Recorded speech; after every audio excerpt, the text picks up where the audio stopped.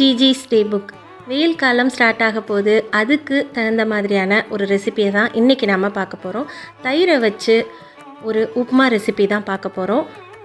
2-3 நாள் ஆன பழைய தயிரில் இந்த உப்புமா செஞ்சால் ரொம்பவே நல்லாயிருக்கும்.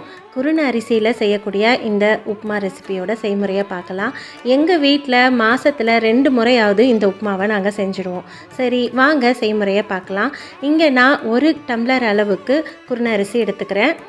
இதை வர வாணலியில் ஒரு 10 நிமிஷம் சூடேறுற வரைக்கும் வறுத்துக்கலாம். குருணை அரிசியோட வாசனை வர வரைக்கும் வறுத்தாலும் சரியாக இருக்கும்.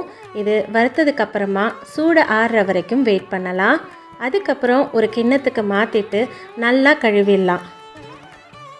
குருணை அரிசியும் தயிரும் வச்சு செய்கிறதால என்ன தயிர் சாதம் மாதிரி தானே இருக்க போகுதுன்னு நீங்கள் நினைக்கலாம். கண்டிப்பாக அப்படி இருக்காதுங்க. ரொம்ப டேஸ்ட்டாக இருக்கும். நீங்கள் ஒரு முறை ட்ரை பண்ணிங்கன்னா அடிக்கடி செய்வீங்க. வறுத்த குருணை அரிசியை நல்லா கழுவிட்டு தண்ணி எல்லாம் வடிச்சிட்டு எந்த கப்பில் அரிசி அளந்தோமோ அதே கப்பில் 1 கப் அளவுக்கு தண்ணி ஊற்றி அரை மணி நேரம் ஊற விடலாம். இந்த உப்புமாவுக்கு மெஷர்மெண்ட்டுன்னு பார்த்தீங்கன்னா 1 டம்ளர் குருணை அரிசிக்கு 3 டம்ளர் அளவுக்கு தயிரையும் தண்ணியையும் கலந்து சேர்க்கணும். நீங்கள் எடுத்துக்கக்கூடிய தயிர் ரொம்ப புளிச்சு 2 நாள் ஆன தயிராக இருந்ததுன்னா 2 டம்ளர் தயிரும் 1 டம்ளர் தண்ணியும் சேர்த்து நல்லா கடைஞ்சிட்டு சேர்த்துக்கலாம். இல்லை மொதல் நாள் ஆன தயிர் தான் அப்படின்னா, ரொம்ப புளிக்கலை அப்படின்னா நல்லா கடைஞ்சிட்டு 3 டம்ளர் அளவுக்கு தயிர் எடுத்துக்கோங்க. இங்கே நான் ஃப்ரெஷ்ஷான மொதல் நாள் தயிர் தான் எடுத்துக்கிறேன். மொதல் நாள் நான் வெண்ணெய் கடைஞ்சிட்டு எடுத்த தயிர் தான் இது. அதனால் ஃப்ரெஷ்ஷான தயிர் அப்படின்றதால 3 டம்ளர் அளவுக்கு மெஷர்மெண்ட் எடுத்துக்கிறேன். நான் ஏற்கனவே ஊற வச்ச தண்ணியை வடிச்சிட்டு அரிசியை மட்டும்தான் இப்போது குக்கரில் சேர்க்க போகிறேன். அப்படியே கட்டி தயிராக நம்ம இந்த உப்புமாவுக்கு பயன்படுத்தணுன்றது கிடையாது.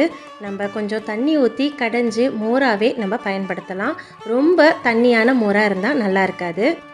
ஸ்டவ்வில் குக்கர் வச்சுட்டு 2 டேபிள் ஸ்பூன் அளவுக்கு எண்ணெய் ஊற்றிக்கலாம். எண்ணெய் நல்லா சூடானதுக்கப்புறமா 1 டீஸ்பூன் அளவுக்கு கடுகு சேர்த்து பொரிய விடலாம். இங்கே நான் வீடியோ எடுக்கும் பொழுது சில கிளிப்ஸ் மிஸ் ஆகிடுச்சு, அதனால் பொருட்களை மட்டும் உங்களுக்கு காட்டிடுறேன்.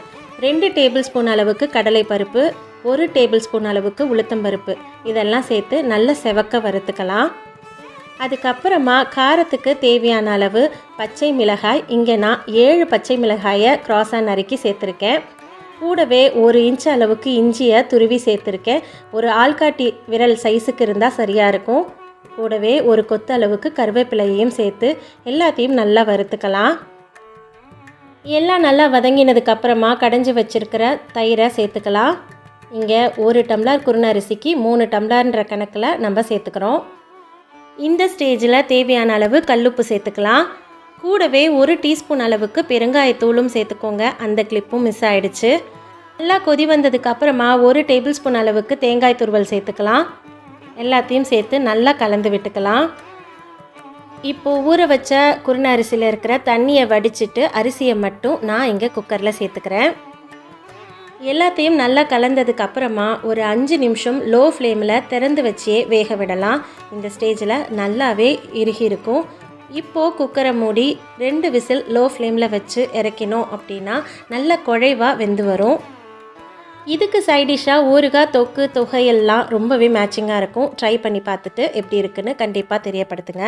నువ్వంటే నా నవ్వు, నేనంటే నీ నవ్వు, నువ్వంటూ నేనంటూ లేమని, అవునంటూ మాటివ్వు, నిజమంటూ నేనివ్వు, నేరాని దూరాని నువ్వు పోనని, ఇటు ఉన్నా నీ నడక వస్తాగా